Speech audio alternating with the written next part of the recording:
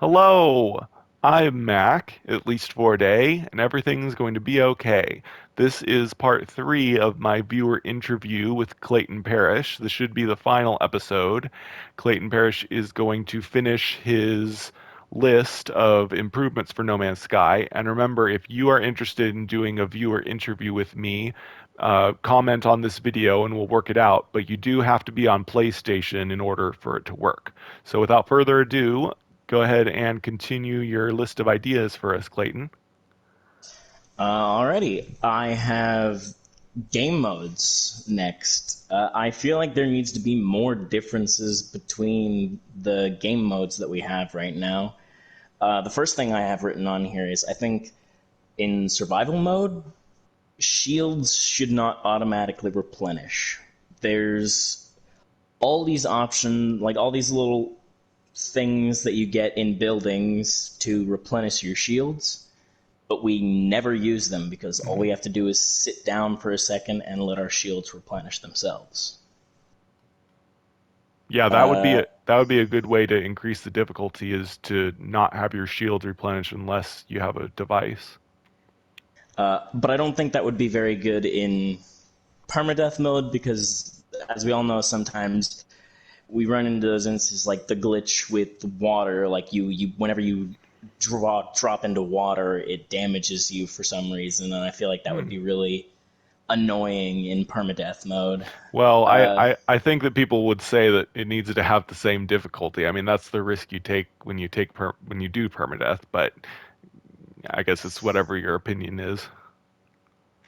I also have in survival mode, dying in your ship strands you on the nearest planet until your crash ship can be repaired. Repairing the ship is extensive or requires NPC assistance. Just another reason to give players, like, another reason to make players explore the actual planets rather than just dipping in, getting what you need, and dipping out. Yeah. Portals are inactive in survival and permadeath modes, or they require a large amount of effort and resources to activate just once. And I put that on there for two specific reasons. One, because I think it would be more of a rewarding experience to basically force players to manually travel, like the survival and permadeath, have that challenge be there. Like, can you get to the center without dying? And because as it stands right now, if you want to get to the center, just look up the portal coordinates and then go. Yeah. Yeah, Uh, over time they've made it more easy to get to the center through tricks and stuff. I also had another thing that if you were to deactivate portals would make this an interesting goal to have aside from just going to the center. I think if you missed an expedition and you're like, oh man, that reward was really cool. I wish I could have gotten it. Mhm. I think an interesting way to give players an opportunity to get that, but make it a challenge would be require players to go to the final rendezvous point of that expedition. Mm. You would have to look it up, chart your course manually because there are ways of doing that. Not specifically in the game, but I know a lot of people in the community have been Mhm. able to do that before portals were actually active. Uh, and just manually travel to that destination, like the last rendezvous point in that expedition Yeah, in survival or mode. a starting point that might make sense. You say you're on your regular save and you miss the expedition, but if you travel to the starting point of the expedition, you can start the expedition and do it. Um, That would also be a good idea. yeah, Give people an opportunity to actually do that expedition. yeah. Uh, what else do I have Or here? another possibility I thought of when you were saying that was just make it so we can do all the expeditions again. When you start a new game for expedition mode, they would give you a list of all the expeditions, pioneers and beachhead, and then whatever other expeditions we get, and then you can just do that expedition as a new save. I honestly don't know why they wanted to do a temporary thing. I think They the really, reason that they wanted to do the temporary thing is specifically so players who have been here the whole time get that like satisfaction of like, oh man, I've got this item, this cosmetic item, or this interesting thing that yeah, separates me from other players. So when I come across people who are maybe new to the game, I can be like, hey, check this thing out, and you're like, oh, how did you get that? yeah.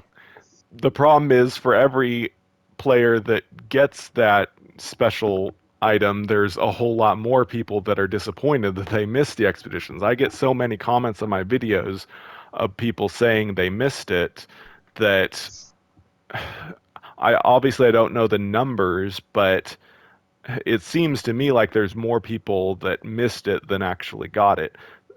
Thankfully, I'm able to give people the golden vector so that some people can get that, but there's so many other things like the special new jetpack and the Normandy and other stuff. With the Normandy, it makes sense because that's probably a temporary deal that they made with BioWare. But for the other rewards, there really should be another way for players to get them. Yeah, I don't And know. that's why I felt like adding that into survival mode and removing the portals would be an interesting way to do it because it would Yeah, give players that missed it not only an opportunity to get it, but a challenge for them to overcome to get it. yeah, yeah. That's a good idea. Make it survival or permadeath after the initial expedition, so that you can still do it. It's just more challenging. That's a good idea. Uh, Quicksilver items should be free in creative mode. Yeah. That is just something that I get into creative mode and I'm wanting to mess around. I'm thinking, oh, everything's free, so I go to the Quicksilver vendor and oh no, I still have to collect Quicksilver on another save, a save that I don't really do stuff on other than build bases. Yep. Well, that's I agree with unfortunate. I agree with that as long as, of course, creative mode people don't get the items early. They still have to wait for them to be unlocked. But once they're unlocked, yeah, they should be free in creative mode. I also have expeditions should take place in other galaxies than Euclid. Oh yeah, definitely. That was something I was thinking of recently was that Um, they should introduce easier ways to get to other galaxies, like have a special Atlas station or something that you can choose any galaxy from a list. And also, like you said, start people off in different galaxies so that everybody's not bottlenecked in Euclid. Because now with the Nexus and the ability to go to anyone's game, there's no reason to have us all in Euclid at the beginning. We can be spread out across the entire universe and still be able to play with each other. So yeah, that's a great idea. Uh, remove the distance limit for base building in creative mode. Uh, Again, just another thing I feel like should separate creative mode from the other modes is just if this is creative mode and what we're here for is base building, maybe take off the limits on base building. It's maybe that might take up more. Uh, Maybe that might take up more power or something to actually do that. But if all we're really doing is base building in creative mode, maybe let loose on the reins a little bit. Yeah, definitely. Um, I mean, they've greatly decreased the limits. I don't know what the limits are now on console. Um, I mean, not decreased. They've greatly increased the limits so that there's not we're not as limited as we used to be. It is possible to build a really giant base that becomes laggy and parts of it start to disappear after a while. But yeah, I don't know what the total. Only thing I know for sure is that there are terrain manipulation limits. But were you talking about limit on the number of items you can build or the size of the base? I meant like the size of the base and more like the distance that because right now we're stuck within a 300 unit Uh, distance, like a 300 unit diameter around the base computer. I feel like in creative mode, maybe stretch that distance out a little further, or even just remove it and allow us to build anywhere on that planet. yeah, I agree. Um, because it's actually easier if the base is spread out more, I think, because when you get a lot of lag is when everything's concentrated in one space because it has to load in all those assets. But they can disappear when you get far away from them if the base is spread out more. So I definitely think that there should be a larger space for bases. I also think in here we go. But base parts in survival mode should have durability levels that slowly decrease in harsh environments or when under attack, and these parts require repair. Uh, what kind of parts exactly?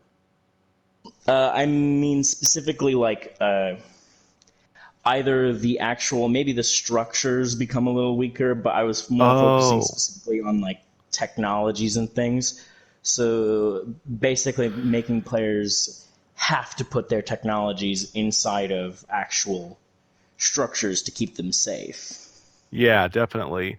Um, Yeah, that'd be really cool if there was wear and tear on structures, on buildings for your base, like if they started to rust or whatever kind of weathering, depending on what type of material it is, cement, wood, etc., if there's a lot of weather on the planet. So if it's an extreme planet with extreme weather, it would start to wear down your base a lot. And there would be a new option. Instead of having to delete parts and rebuild them, there would be an option to repair them using a small amount of the resources used to craft them. Um, that would be pretty cool if you had to maintain your bases and stuff. But of course, they would have to give us more reason to stay at a base and actually care about how maintained our base is because currently I rarely visit every base that I have and I hardly spend any time there. So I might go back to a base after a long time and it would be really destroyed, but I might not care. I might not have a reason to repair it. So yeah, they would have to expand on giving us a reason, such as base defenses and sentinels attacking bases. Maybe you would want to be there in order to defend your base or something. I don't know. I agree. I also had grants cross save rewards for completing certain milestones or certain objectives. Basically, and not hang on, or additionally, rewards can be earned by completing certain objectives within a certain amount of playtime. I feel like this would encourage players to play a little bit more risky in permadeath mode in order to get those rewards, sort of risking death a little more than just, oh, am I even slightly in trouble? Let me just hide for a minute and recover. Yeah, yeah, I agree. I've got a few things I'm just going to glaze over for fauna and companions. Burrowing, swimming, and small flying companions. I would definitely like to see those. I feel like the giant worms, we should have more interaction with them. Maybe have a way to maybe not kill them, but at least incapacitate them. Or maybe we could sometimes find giant worms sleeping inside of large caves. Oh yeah, definitely. I thought of that recently. And also you just gave me an idea that they could have it so that we could fight the sandworms instead of them always just sailing over our heads. They could stop and rear up and like start spitting giant rocks at us or something and we could shoot at them. And probably the only way to beat them would be to get in our ship and to shoot at them with our ship. There'd be no way to beat them on foot. But it would be pretty janky if they died because their body would probably go all limp and look really weird, much like they do. Um, oh my gosh. I just realized, I wonder if the giant skulls that you can find in outer space are actually the sandworm skulls. Probably not, because they're called the Ocean King skull. But anyway, just some Yeah, and brainstorming there. thinking on it, I remember how big that skull is. Like you can fly your ship through the mouth with plenty of space. Yeah, That's way bigger than any sandworm I've ever seen. yeah, probably. I think that's basically a Uh, space whale skull. fruit going on trees, Yeah. destroying flora and minerals creates debris such as leaves or chunks of rock. Mm. Fixed lava damage. Yeah. I feel like lava should be doing a lot more damage to us, and I feel like the flowing lava should do damage as well. Uh, Yeah, deeper interaction. yeah, I want to talk about Go that ahead. real quick. Yeah, I definitely agree with the fruit thing. That's something that we've got a few new assets like that look like trees with fruit growing on them on hot planets. It'd be really nice if they would just add fruit on lots of plants and make it so that we could pick them. And yeah, the debris from destroying plants, that's a great idea as well. And also, if they ever finally add in the flamethrower, um, they should make it so that we can set trees on fire. We have a fire animation now that can happen on hot planets when there's a storm and the ground will be on fire, but it would be really cool if we got the flamethrower, we were able to set plants in the ground on fire, and maybe the tree would eventually get destroyed by the fire and stuff like that. Here we go.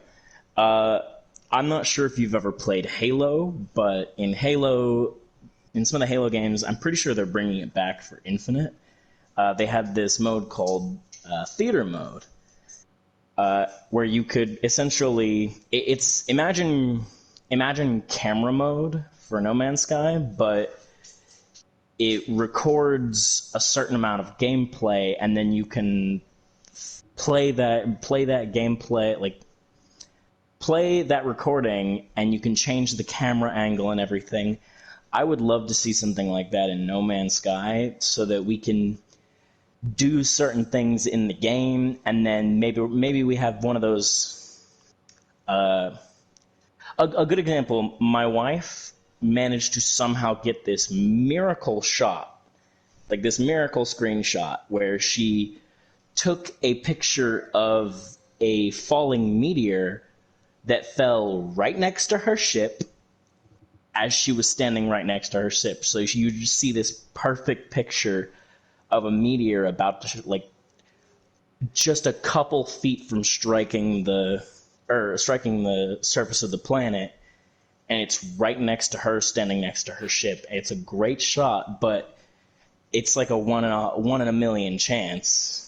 But if we had a sort of theater mode feature where we could record a certain amount of time and back it up or slow it down and just get that perfect moment, I feel like that could do a lot for players like me who love to get Mm. those amazing screenshots. Yeah, that's a cool idea, being able to rewind time and things like that. That would be a pretty big undertaking for them to do, but that would really help people like me as well to help make interesting events take place for videos and such.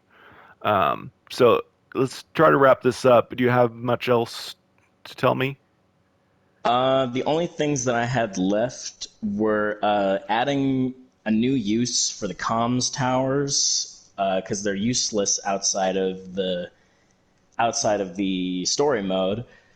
Bringing a new use to the manufacturing facilities because now that we have this new terminal in the space anomaly, that going into those facilities is completely useless because you can just go buy the blueprints or recipes or whatever. Right, Uh, yeah. Yeah, I agree.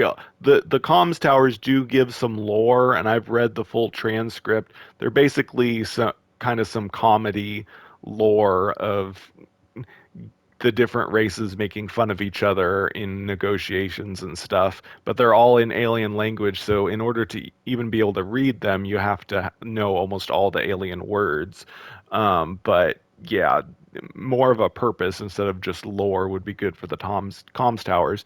And yeah, definitely we need a new purpose for manufacturing facilities and also other buildings that have kind of outlived their uses over the years. Now there's other options to do the exact same thing that those buildings do anyway. and the last thing that I really wanted to bring up was I feel like local NPC standings would be interesting and another way to keep players in one star system interacting with that local area is rather than just having the I have really good standing with every Gek across the entire galaxy.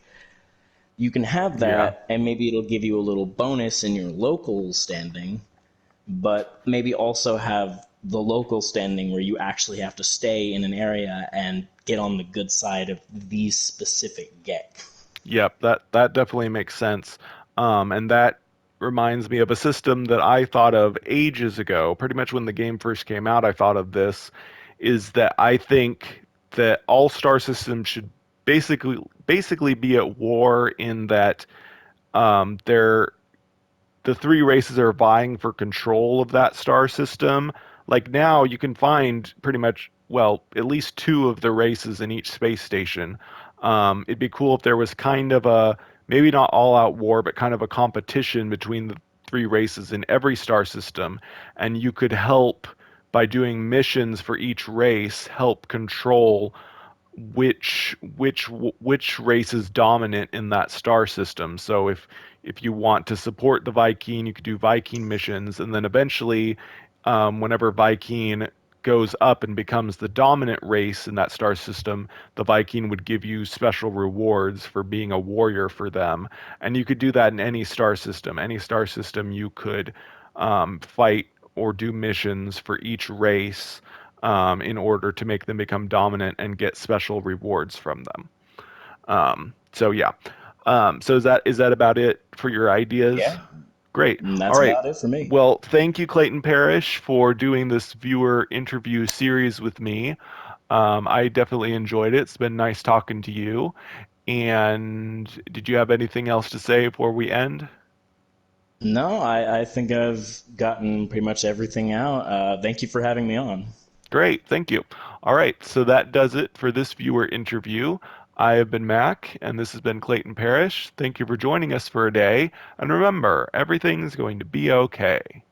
Special thanks to my monthly supporters, Shell Owens, JSpot51, Shannon and Jeremy, Meg Payton, Renee McLeod. It's friends like you that motivate me to keep creating.